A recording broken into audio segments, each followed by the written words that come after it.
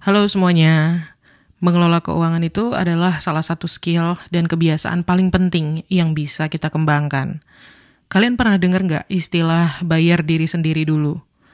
Kalau kalian di dunia bisnis atau pengembangan diri gitu ya, self-development, pasti udah sering deh dengar ini. Tapi sebenarnya apa sih maksudnya? Mungkin kalian pernah dengar ini di YouTube atau baca di buku-buku keuangan gitu ya.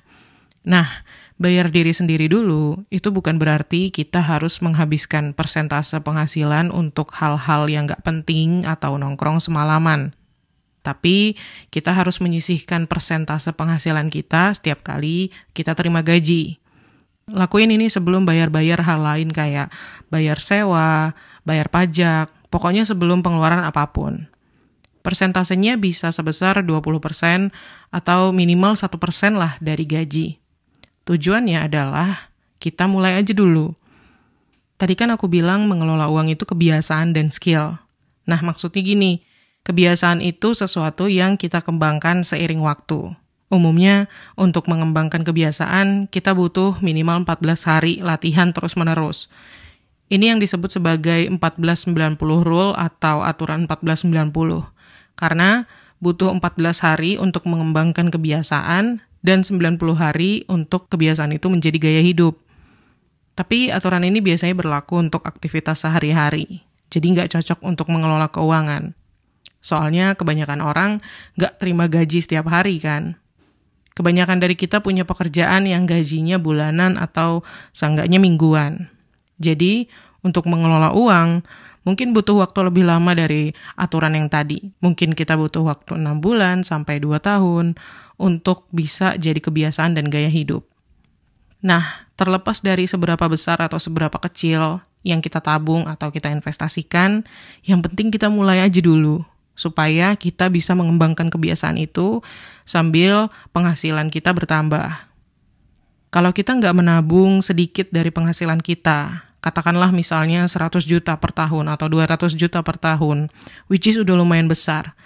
Gimana kita bisa yakin bakal menabung ketika penghasilan kalian lebih besar lagi daripada itu? Dan mengelola uang itu juga skill. Artinya siapapun bisa belajar dan jadi ahli dalam hal ini. Yang penting adalah literasi finansial yang benar. Dan literasi finansial yang benar itu lebih dari sekedar menyimpan uang untuk investasi di masa depan. Nah, di video kali ini, aku mau bahas dasar-dasar pengelolaan keuangan yang bakal mengubah kehidupan finansial kalian. Ini penting banget untuk kehidupan yang sehat, apalagi kalau kalian mau menambah penghasilan dan melebarkan sayap. Ini semua tentang berapa banyak yang kalian simpan, yang kalian tabung. Kalau kalian mau berkembang, kalian harus selalu ingat bahwa bukan tentang berapa banyak uang yang kalian hasilkan, tapi berapa banyak yang bisa kalian simpan. Kalau pengen kekayaan kalian bertumbuh di saat misalnya penghasilan kalian itu 10 juta per bulan, tapi kalau semuanya kalian habiskan, gak ada yang disimpan, ya kekayaan kalian gak akan bertambah. Kalau kalian gak punya apa-apa untuk diinvestasiin di masa depan atau buat cadangan saat darurat, kalian tuh ibaratnya selalu satu gaji lagi menuju bencana, bahkan kebangkrutan. Banyak orang yang gajinya naik, tapi nilai kekayaannya nggak bertumbuh. Kenapa? Karena yang pertama, mereka nggak tahu gimana caranya mengatur uang sebanyak itu. Mereka bakal investasi di hal-hal yang nggak mereka pahami. Mereka juga nggak bisa mengontrol emosi di depan peluang yang menggoda misalnya. Dan mereka bahkan nggak mencatat pengeluaran dan pemasukan mereka. Nggak paham kalau gaji mereka yang udah bertambah itu bukan uang yang nggak habis-habis. Mengelola uang itu yang menjaga kita dari bencana. Jadi kalau kalian mau berkembang, sebaiknya mulai deh pikirin tentang berapa banyak yang kalian sisihkan untuk investasi dan tabungan. Kalau persentasenya kurang dari 10%, kalian perlu pikirin ulang strategi pengelolaan keuangan kalian. Sayangnya pada kenyataannya, kebanyakan orang bahkan nggak tahu berapa persen yang mereka sisihkan. Nah, lanjut ke poin yang berikutnya, yaitu catat semua pengeluaran kalian. Kebanyakan orang nggak tahu berapa banyak pemasukan dan pengeluaran mereka sendiri secara detail. Nah, kalian harus catat tuh setiap rupiah yang kalian keluarkan. Lalu bagi pengeluaran kalian itu jadi 4 atau 5 kategori sesuai dengan situasi keuangan kalian ya. Nah, kenapa kebanyakan orang nggak mau mencatat keuangan mereka? Menurutku ada beberapa alasan ya. 2 di antaranya yang paling umum, yaitu malas dan takut. Mencatat pengeluaran, investasi, dan tabungan bisa jadi dianggap sebagai banyak kerjaan buat beberapa orang. Duduk setiap minggu atau setiap bulan, mencatat angka-angka, bisa terasa ribet banget bagi kebanyakan orang. Terus alasan yang kedua, yaitu banyak orang yang takut. Takut apa? Takut menghadapi kenyataan tentang berapa banyak uang yang mereka habiskan untuk hal-hal yang gak penting. Karena dengan mencatat keuangan, kita jadi tahu kebiasaan belanja kita yang mungkin gak sehat. Ketika orang gak nyaman dengan kenyataan, mereka biasanya melakukan 2 hal. Yang pertama, menunda kenyataan sebanyak mungkin. Dan yang kedua, menghindari kenyataan dan pura-pura semuanya baik-baik aja. Tapi, kalian harus bisa melawan kemalasan dan ketakutan ini kalau kalian mau berkembang secara finansial. Oke, setelah berhasil mencatat semua pengeluaran dan pemasukan kalian secara detail, langkah selanjutnya adalah bagi pengeluaran kalian jadi beberapa kategori.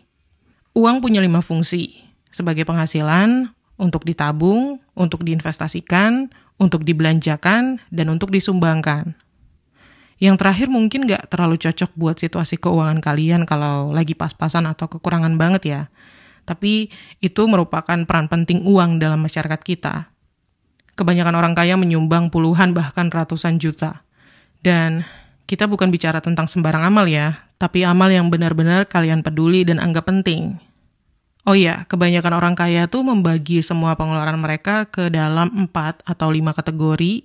Dan yang pertama yaitu untuk kebutuhan pastinya. Ini adalah segala sesuatu yang kita butuhkan untuk bertahan hidup. Bukan sepatu mahal yang udah kalian incar selama beberapa hari atau beberapa minggu. Tapi apa yang benar-benar kalian butuhkan untuk bertahan hidup. Termasuk uang sewa, makanan dan minuman, dan tagihan dasar kayak listrik dan air, tagihan telepon dan internet juga. Nah, kalau sekarang situasi keuangan kalian minus, kalian juga mungkin perlu cari cara untuk menghemat uang pada kebutuhan ini. Kayak misalnya dengan masak sendiri di rumah dan mengurangi pengeluaran untuk makan di luar, atau bisa juga dengan pindah ke tempat tinggal yang lebih murah. Membership di gym juga bisa dianggap sebagai kebutuhan karena penting untuk kesehatan kalian. Tapi kalian bisa pertimbangkan untuk olahraga tanpa alat di rumah. Terus kategori yang kedua yaitu keinginan. Ini adalah segala sesuatu yang kalian gak butuhin untuk bertahan hidup tapi kalian nikmati. Ini termasuk misalnya pengeluaran untuk setiap malam kalian keluar bareng teman-teman, buat langganan Netflix, dan apapun yang kalian gak butuhkan untuk bertahan hidup. Di kategori ini, kalian harus serius memotong pengeluaran. Bukan berarti harus potong semua keinginan ya, tapi kalian harus pertimbangkan untuk mengurangi seenggaknya 25-50% pengeluaran kalian untuk hal-hal ini, tergantung situasi. Nah, ini bakal mudah dilakukan kalau kalian mencatat pengeluaran. Dan kalau kalian punya penghasilan tetap, kalian tinggal menentukan batas pengeluaran yang harus kalian patuhi setiap bulan. Next, kategori yang ketiga yaitu savings atau tabungan. Ini termasuk semua uang yang kalian sisihkan untuk keadaan darurat atau untuk investasi. Sebelum menyisihkan uang untuk investasi, kalian harus menabung untuk situasi darurat dulu. Kebanyakan orang Indonesia hidup dari gaji ke gaji. Yang artinya, kalau kehilangan penghasilan hari ini, banyak dari kita yang mungkin nggak bisa bertahan hidup sampai bulan depan. Kalau kalian juga hidup dari gaji ke gaji, ibaratnya kalian tuh selalu 1 bulan menuju kegagalan dan kebangkrutan. Aku nggak tahu seberapa nyaman kalian dengan hal ini, tapi kalau kalian nggak pengen terus-terusan berada di kondisi itu, maka pertama-tama yang harus kalian lakuin adalah menabung seenggaknya untuk 3 bulan keadaan darurat. Sehingga kalau kalian kehilangan semua sumber penghasilan, kalian masih bisa bertahan hidup seenggaknya 3 bulan lagi. Banyak orang yang bahkan menabung sampai 6 atau 12 bulan keadaan darurat. Nah, setelah kalian menabung dana darurat, kalian siap untuk mulai menabung buat investasi. Kategori yang keempat. Ini termasuk segala sesuatu yang kalian investasikan ya, baik yang hasilnya bisa terlihat secara kasat mata maupun yang enggak. Jadi bukan cuma saham, obligasi, reksadana, trading, kripto, bisnis, atau properti. Investasi itu bisa juga di pendidikan kita, edukasi diri sendiri tentang keuangan. Kalian harus selalu menghitung return dari setiap investasi yang kalian buat. Kalian harus selalu nyaman dengan kemungkinan kehilangan uang. Utang itu baik dan bisa jadi senjata untuk memperkaya diri sendiri kalau kita pandai dan disiplin. Pernah dengar ada orang yang ngomong tentang bahayanya kartu kredit? Banyak orang-orang yang begitu takut sama utang, sampai mereka nggak mau pakai kartu kredit bahkan dalam situasi paling putus asa sekalipun. Banyak yang mempersepsikan utang sebagai sesuatu yang negatif, apapun bentuknya, dan dengan alasan yang bagus sebenarnya ya. Nah, tapi kalian tahu nggak sih ada aturan yang namanya compound interest atau bunga majemuk? Ini disebut-sebut sebagai cara terbaik untuk berinvestasi, termasuk oleh orang-orang kaya seperti Warren Buffett, sosok yang dianggap sebagai investor terbaik sekaligus salah satu orang terkaya di dunia saat ini. Bunga majemuk itu artinya semakin banyak uang yang kita hasilkan, semakin besar potensi uang yang kita hasilkan. Seperti efek bola salju, pertumbuhan itu eksponensial. Dan meskipun kalian mulai investasi dengan sedikit uang, kalian bisa menghasilkan banyak uang kalau kalian punya kedisiplinan, kesabaran, dan cukup pintar. Tapi ada satu hal yang mungkin belum terlalu sering dibahas. Bunga majemuk ini nggak cuma bekerja untuk investasi yang bisa menumbuhkan penghasilan kita, tapi juga berlaku untuk utang-utang kita, utang paylater, pinjol, kartu kredit, yang artinya bisa jadi masalah buat kita. Dan kita nggak mau itu. Sebisa mungkin hindarilah masalah utang yang disebabkan oleh bunga yang menumpuk, dan selalu bayar cicilan utang tepat waktu. Nah, balik lagi ke soal kalau kita pintar dan disiplin, compound interest ini bakal bermanfaat banget buat kita, termasuk compound interest dari utang. Kita nggak bicara tentang nggak membayar tagihan tepat waktu. Kita bicara tentang meminjam uang dari bank untuk berinvestasi, atau bahkan cuma menggunakan kartu kredit kalian untuk meningkatkan kredibilitas kalian di mata bank. Kalau suatu hari di masa depan kalian mau beli rumah, atau kalau kalian mau investasi di dalam suatu bisnis, atau bahkan mau bangun usaha sendiri, kalian mungkin bakal ambil pinjaman uang dari bank. Nah, untuk menentukan apakah kalian bisa dipercaya atau enggak, bank akan melihat riwayat kalian dan skor kredit kalian. Kalau kalian nggak pernah pakai kartu kredit, kalian nggak bakal bisa dapat pinjaman itu. Atau seenggaknya, bank nggak akan ngasih pinjaman yang terlalu besar buat kalian. Jadi ingat, utang itu senjata yang kuat, tapi kalian bisa melukai diri kalian sendiri dengan utang yang kalian punya. Kalau kalian punya literasi finansial dan kedisiplinan yang tepat, kalian bisa menggunakan senjata ini. Kalau enggak, kalian harus mengembangkan dan menguasai keterampilan finansial kalian dulu. Kalian nggak mau mempertaruhkan diri sendiri hanya supaya bisa membeli barang atau segala sesuatu dengan uang yang nggak kalian punya. Oke? Itu tadi basic ilmu pengetahuan seputar keuangan yang harus wajib dipahami sama semua orang. Semoga bermanfaat.